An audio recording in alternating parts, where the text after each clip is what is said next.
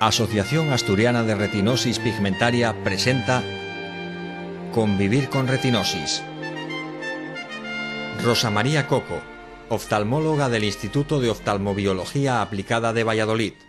La retinosis pigmentaria en realidad no es una enfermedad, es un grupo de enfermedades hereditarias en las que por distintas mutaciones genéticas o por distintas mutaciones en distintos genes se llega a un resultado final en el que se pierde el campo visual se reduce y se produce una visión tubular, aparecen unos cambios de pigmento en el fondo de ojo muy típicos que observamos los oftalmólogos y además los pacientes presentan ceguera nocturna, cuando hay poca luz ven realmente mal. La prevalencia en España, que quiere decir el número de casos que hay con el diagnóstico de retinosis pigmentaria, es de 1 por cada 4.000 nacidos vivos. Se pueden clasificar según el modo de herencia, por ejemplo, en autosómicas dominantes, si la mutación pasa de padres a hijos, o tiene la posibilidad de pasar de padres a hijos; autosómica recesiva, en la que para que se manifieste la enfermedad se necesita haber heredado un gen malo del padre y un gen malo de la madre, y generalmente pues puede aparecer en un grupo de hermanos, pero no suele aparecer ni en las generaciones anteriores ni en las generaciones posteriores.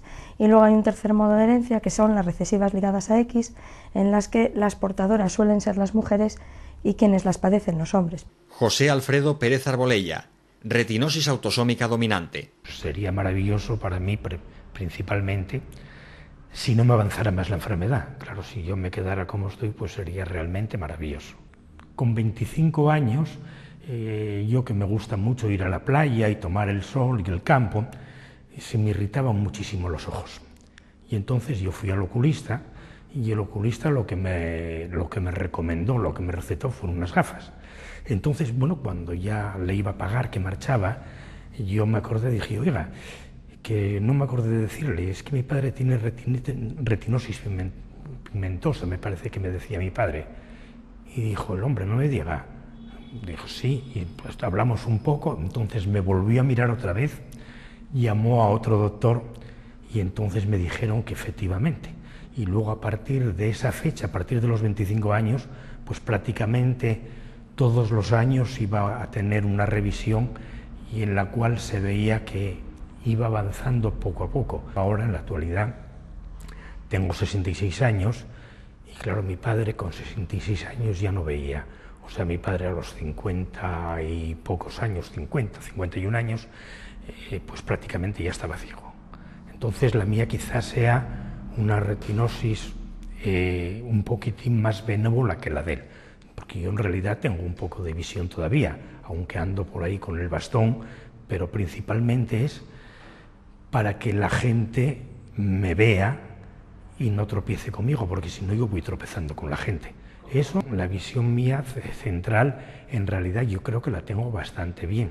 Lo que pasa, la periférica, pues es bastante baja, porque yo puedo ir por la calle y puedo pasar al lado de cualquiera y no verle.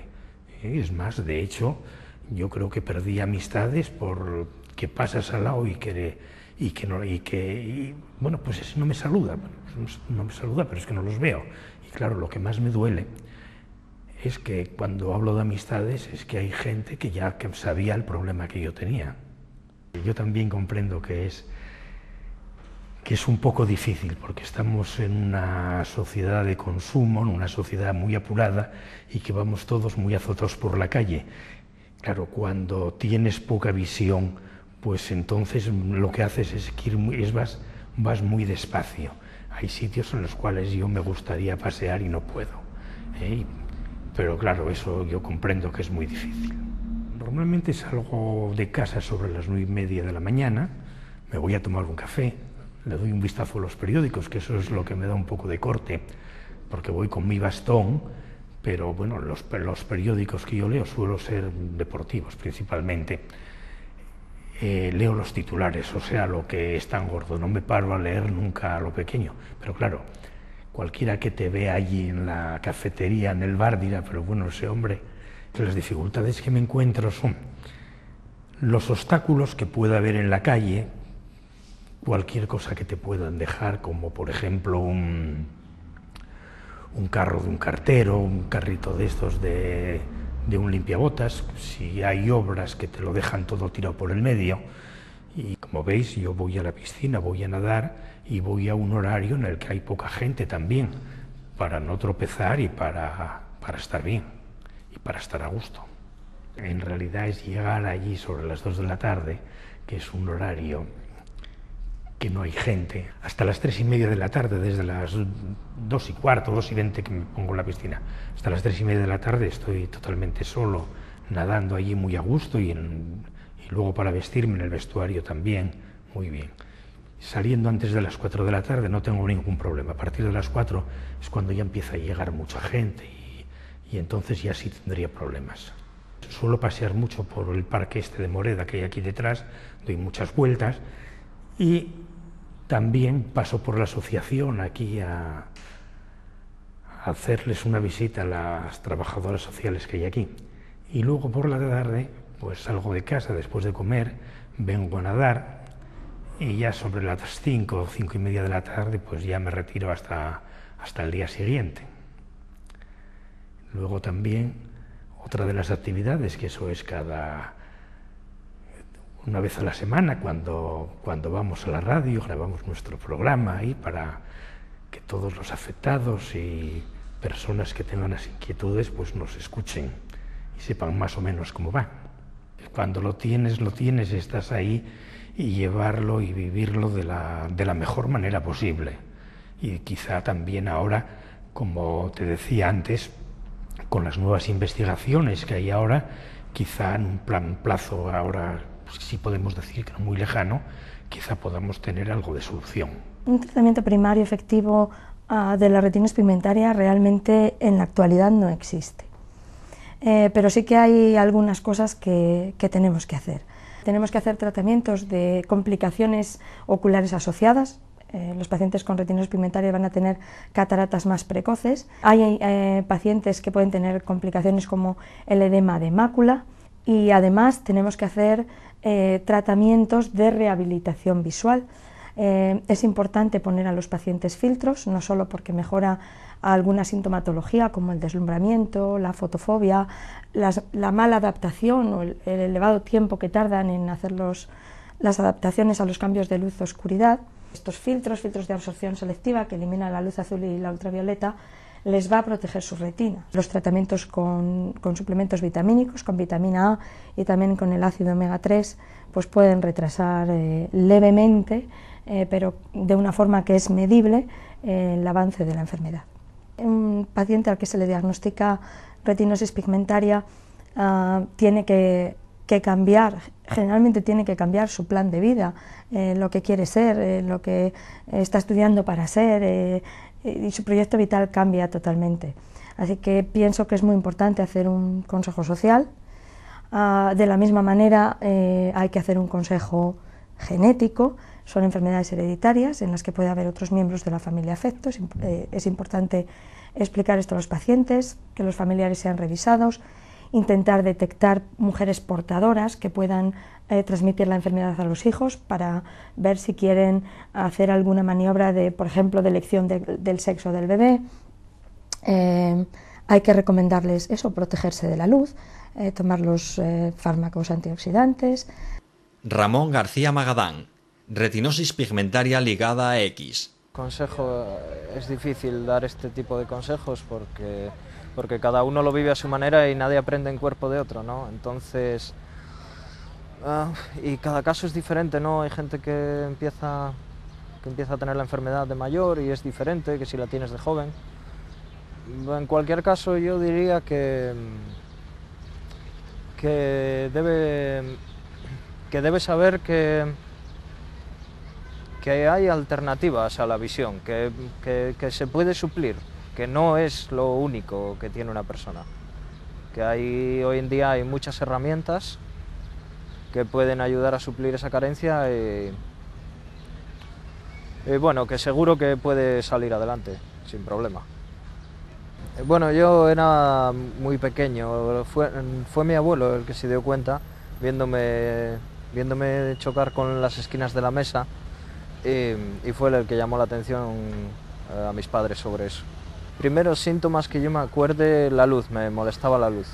La luz y sobre todo en los cambios de luz, cuando entraba en un sitio viniendo de la calle, pues notaba por mucho tiempo el cambio de luz y no veía. Más tarde, pues pérdida del campo visual y bueno, y finalmente ya la agudeza, ya hasta no ver nada. Los traslados a pie, cuando voy solo, pues muchas veces encuentras cosas que no esperabas encontrar, obstáculos, ¿no? Pero bueno, ya te digo que me apaño. Y luego, pues a mí me gusta bastante el tema este de las nuevas tecnologías y entiendo que es algo muy útil y lo uso con frecuencia. Y encuentro el problema de que muchas cosas de las que quiero hacer o ver pues no son accesibles, entonces en ese tema tengo algún problema, pero también tengo que decir que ha mejorado bastante. Tengo de todo, sí, ordenadores, teléfonos, incluso el reloj habla, ¿no? Tengo de todo, ¿no? Una persona que no tiene acceso a la información no puede estar ciega incluso viendo. Aparte de la venta del cupón que llevo ejerciendo desde hace 8 años, me gusta el ajedrez. Me gusta, es mi pasión. Aparte de, bueno, porque realmente estaba pensando en la informática, pero la informática realmente es solo un instrumento, ¿no? Pero el ajedrez es algo más, el ajedrez es... lo entiendo incluso, no sé, es como un modo de integrarme. Sí que es verdad que en el último Campeonato de España individual hice el 5º puesto. Manuel García Magadán, retinosis pigmentaria ligada a X. Mis padres, ya con los antecedentes de mi hermano, pues ya sabían por dónde iba ya. El síntoma más claro era la luz, era lo que más me afectaba. Actualmente pues no tengo mucha pérdida tampoco, tengo bastante campo. Aparte de la retinosis también tengo miopía y eso, entonces la retinosis no afecta tanto. Al entrar en un lugar oscuro empiezo a ver como luces que parpadean y eso, y tarda como 5 minutos o por ahí en volver a ser normal otra vez. Afecta porque vas con grupos de personas que ven bien y tú pues hay veces que no te enteras de lo que están diciendo y eso, porque dicen mira allí y hay veces que no te enteras.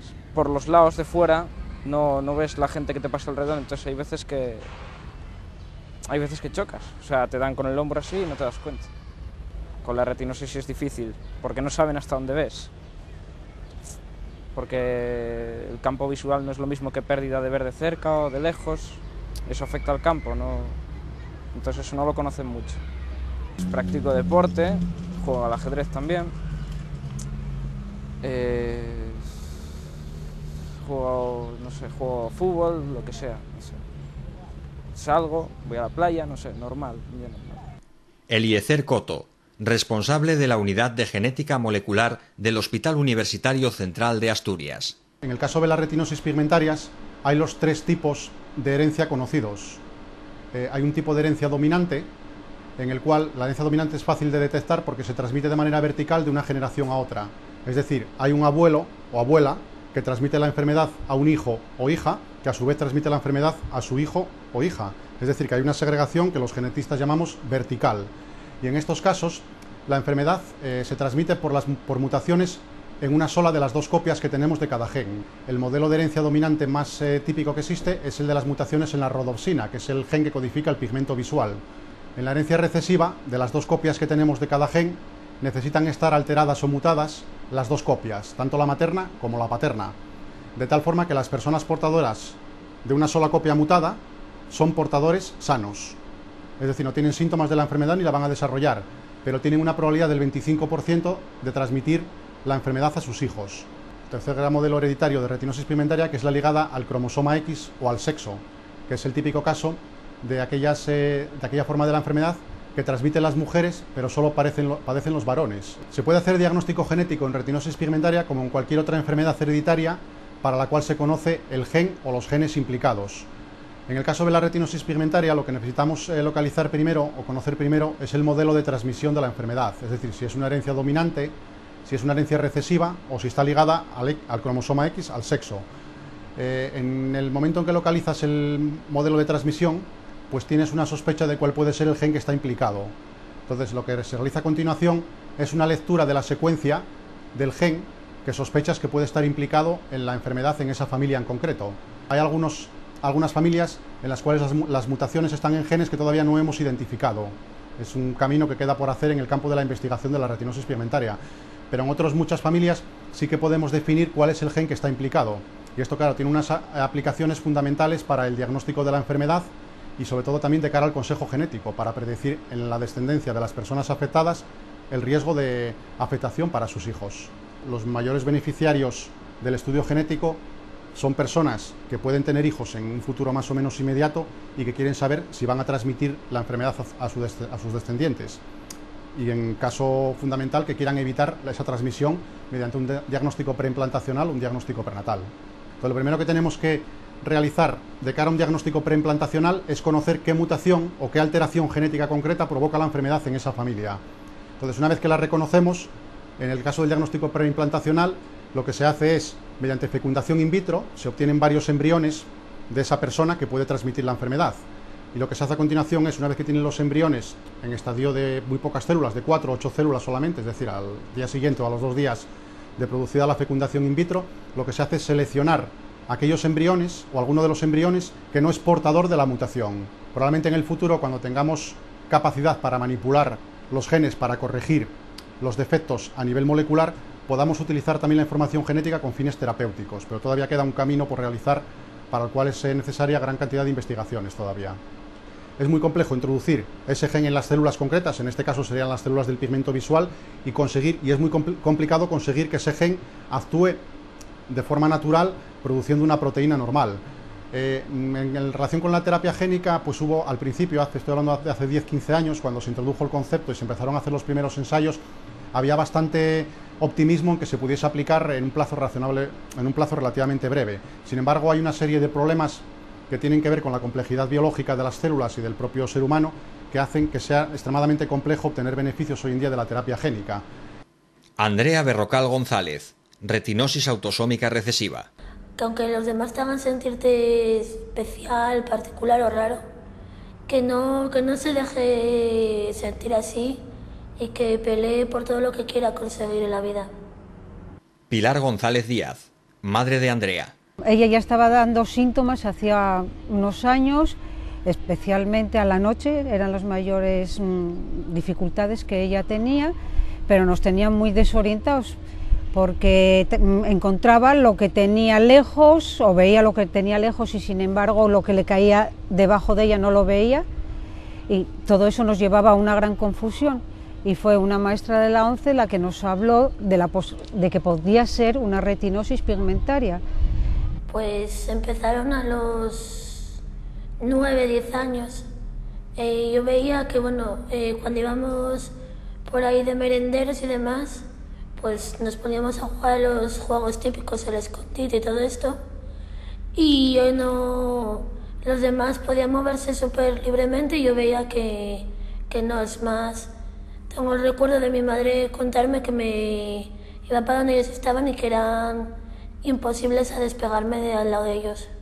Cuando eres todavía más joven, pues te cae como un jarro de agua fría, porque pues eso, estás yendo a clase, estás queriendo hacer las mismas cosas que hace otra gente y ves que no puedes. Eso, si encima tú lo llevas mal y la gente que te rodea, pues en el ámbito educativo, pues te lo hace notar más, pues te sientes como un bicho raro. La noticia fue muy amarga, fueron momentos muy difíciles y sobre todo por el no saber qué iba a ocurrir, porque en aquellos momentos la asociación era un esbozo de lo que es hoy. Entonces nos sentimos que no teníamos a quién acudir, para todas las dudas que nos iban surgiendo, porque en el momento que recibimos el diagnóstico, el oftalmólogo solamente nos habló de afiliarla a la ONCE, fue todos los recursos que nos ofreció. Y no nos sentimos, claro, acogidos por ninguna asociación, porque no la había. Sobre todo suele andar por la calle, que es más bien en verano, sobre todo más que en invierno.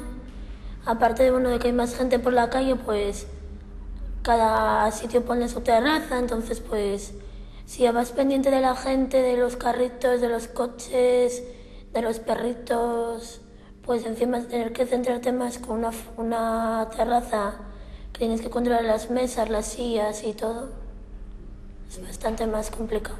En los estudios, con adaptaciones, con el braille, con ayudas técnicas, pues hay mayoritariamente sin problemas. Hombre, tienes la dificultad de que tienes que tú peleártelo un poco porque tienes tú que pasarte los propios apuntes y tienes que buscarte la vida un poco para conseguir los libros. Como por ejemplo era el curso que estoy haciendo, pues el libro no lo había, entonces tuve que dar unas cuantas vueltas para poder localizarlo en braille para tenerlo ahí en clase. Igual que los apuntes me los suelen dar un día antes para yo pasarlos en casa. Yo por lo menos por mi experiencia he tenido suerte. He podido decir que he tenido mi primer empleo y con un resultado muy bueno. Me encantaría volver. El no saber hasta dónde iba a ser posible la autonomía de ella principalmente, las limitaciones que iba a tener, que de hecho sí tiene, y cómo se iba a desenvolver. Entonces, el avance es ese, el ver los avances y de lo que fue capaz. Cuando ves que algo no te sale, pues por ejemplo, si tienes un montón de cajas casi iguales, pues con una rotuladora de braille, pues les pones etiquetas, entonces sabes lo que es. O si son cajas, pues las colocas por orden de tamaño, por orden de colores. Por ejemplo, la ropa en el armario la tengo ordenada por colores. Entonces sabes que si necesitas algo determinado, pues vas a esa parte. Casi en un 80% o más es necesario pues apoyarla en todos los intentos que haga, nunca protegerla en exceso, aunque a mí me costaba muchísimo porque yo sí soy protectora, y entonces tenía que luchar contra mí misma para que eso no ocurriera. El apoyo pues influye súper positivamente, porque aunque ellos también tienen su parte y su carga emocional, hasta que todo el mundo la acepta, luego es uno de los pilares más importantes que tienes para pues poder desahogarte, poder que te escuchen, que te ayuden, que te den consejos, que están ahí un poco pues eso para ayudarte a llevarlo todo para adelante y darte fuerzas para que veas que aunque tengas una limitación eres capaz de hacer todo o casi todo como si no la tuvieras. Con paciencia, peleando mucho y queriendo conseguir las metas que me propongo y peleando por ellas hasta conseguirlas y que esos objetivos pues sean reales y se puedan plasmar en algo real. Isabel Pinilla, oftalmóloga del Hospital Universitario Miguel Servet de Zaragoza. La terapia con células madre puede ser prometedora en cuanto a recuperar visión, pero siempre hay que tener en cuenta que con la retinosis las células no solo se pierden fotorreceptores y células de epitelio pigmentario, sino que se produce una reestructuración de las células retinianas, modificándose mucho los circuitos retinianos, con lo cual puede ser difícil volver a mantener la transmisión sináptica entre una célula y otra. Sí que soy optimista respecto a las posibilidades terapéuticas, no solo de la retinosis pigmentaria, sino de otras patologías degenerativas de la retina, como la degeneración macular asociada a la edad, ya que en tiempos muy cortos se está evolucionando con mucha rapidez y se están dando muchas opciones para que los afectos puedan tener distintas opciones terapéuticas que serán diferentes según la patología, probablemente sean también distintas según la herencia de la enfermedad que tengan o la influencia de otros factores, pero en un periodo relativamente corto de tiempo yo pienso que empezará a haber opciones terapéuticas para muchas personas. José María Casado Aguilera, presidente de la Federación de Asociaciones de Retinosis Pigmentaria de España y de la Fundación de Lucha contra la Ceguera. La Federación de Asociaciones de Retinosis Pigmentaria de España, FARPE, la creamos en el año 1990 con la intención de que todas las asociaciones autonómicas que entonces trabajaban en España, cada una en su comunidad, pues estuvieran juntas principalmente con el objetivo de potenciar las investigaciones de enfermedades degenerativas de retina. Podemos estar satisfechos de que, por un lado, se ha conseguido que se conozca mucho más nuestras enfermedades y, por otro lado, hemos ido pues introduciendo que ya hasta 10 grupos de investigadores estén trabajando de una manera seria en la investigación del diagnóstico de nuestras enfermedades, de las causas, de la genética. La ceguera por enfermedades degenerativas de retina puede vencerse y sabemos cómo hacerlo. Es cuestión de tiempo y ahí es uno de los valores principales de estar unidas todas las asociaciones, porque todas con este mismo objetivo, con esta misma finalidad, creo que por un lado nos animaremos unos a otros a seguir trabajando en conseguir esta meta y por otro lado los investigadores tendrán también ese calor, ¿no? Ese arropamiento que es necesario para que ellos sigan insistiendo en conseguir los resultados positivos. Las personas afectadas vamos a estar o vamos a ser los principales interesados en que las investigaciones lleguen a buen puerto y todo esto, pues lógicamente lo tenemos que hacer nosotros también particularmente, uniéndonos unos con otros en aquellas asociaciones a las que pertenecemos y animándonos a que no decaiga todo este movimiento de potenciar la investigación. Es importante que sigamos manteniendo y realizando aquellas actividades de la vida diaria que a nosotros nos gusta realizar. Para esto, lógicamente, aquellas que realizábamos a través de nuestra capacidad visual, pues las tenemos que dar otra orientación. Entonces hay técnicas para formarnos, para rehabilitarnos.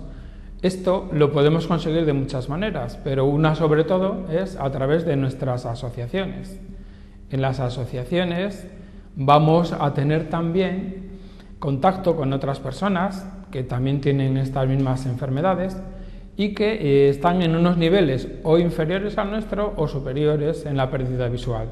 De tal modo que entre todos podemos tener un intercambio de experiencias que es muy importante para afrontar los nuevos retos que nos va llevando en la vida por nuestra pérdida visual. Yo ahora estoy muy ilusionado porque cada vez que veíamos en noticias, en televisión, en internet, los avances que había, pues bueno, eran unos avances en la investigación que se preveían muy lejanos.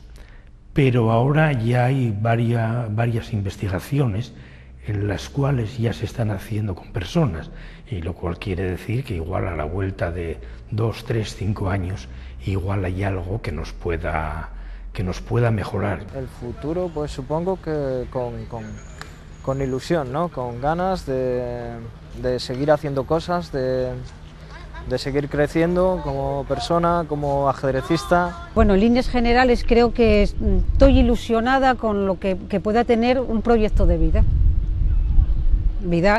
emocional y vida social, vida laboral. Parece que cada vez hay una mayor posibilidad de que aparezca alguna alternativa que pueda ser viable. Es que el mundo no se acaba ahí, o sea, que pueda hacer lo que quiera, no hay muchas dificultades tampoco, hay prestaciones también, hay ayudas. Puedes salir adelante tranquilamente, como una persona normal. Debemos de ser muy optimistas porque se van consiguiendo bastantes adelantos en lo que es el campo de la investigación y esto nos tiene que animar a que, por un lado, tengamos completos nuestros diagnósticos, luchemos por ello. Por otro lado, nos unamos más con las personas que tenemos en nuestro entorno, porque posiblemente tengamos la oportunidad de poder usar nuestra visión no en años muy lejanos, con lo cual lo que es la iniciativa social, la iniciativa de estar incluidos y de estar participando en las actividades del entorno, yo creo que es muy importante, ¿no? Es decir, que por un lado vamos a tener mucha esperanza en lo que es la capacidad de la investigación para sacar adelante este tipo de dificultades que proporcionan las enfermedades degenerativas de retina, y por otro lado, a la vez que mantenemos esta ilusión y esta esperanza, vamos a trabajar para que nuestra actividad social no tenga ese decaimiento, sino que al revés, se potencie para que cuando tengamos ya la posibilidad real de volver a ver o de ver de una manera rehabilitada, pues al final nuestra inserción social no sea tampoco ningún problema.